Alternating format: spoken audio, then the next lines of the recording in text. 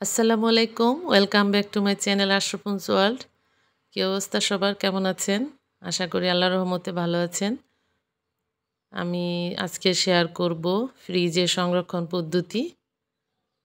আমি শীতকালীন সবজিগুলো কিভাবে ফ্রিজে সংরক্ষণ করে সারা বছর খাই সেটাই আজকে শেয়ার করব। এই যে টমেটোগুলো ধুয়ে নিয়েছি, বটু ফেলে কেটে নিব সুন্দর করে। আমি আজকে একটু অন্যভাবে করব। এগুলো সিদ্ধ করে নিয়েছি সিমগুলি, এগুলো সারা বছর খাওয়া যায়। আমি আরও নিয়েছি, আমি এগুলো ডিপ ফ্রিজে সংরক্ষণ করব। আজকে যে টমেটোগুলো এইভাবেই রাখবো পলি ব্যাগে মুড়িয়ে, আর কাঁচা গাজরগুলি কুচি কুচি করে কেটে নিয়েছি, দেখতে পাচ্ছেন।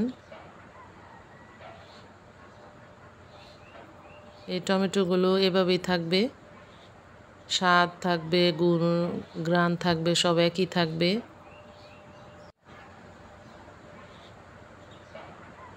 গাজর তো আর এত ফ্রেশ থাকে না সারা বছর, এজন্য এগুলা বেশি করে সংরক্ষণ করে রেখে দিলে অন্যান্য আইটেমগুলো ভালোভাবে করা যায়। সামনে যেহেতু রোজা আসতেছে, একটু বুদ্ধি খাটালে ক্ষতি কী।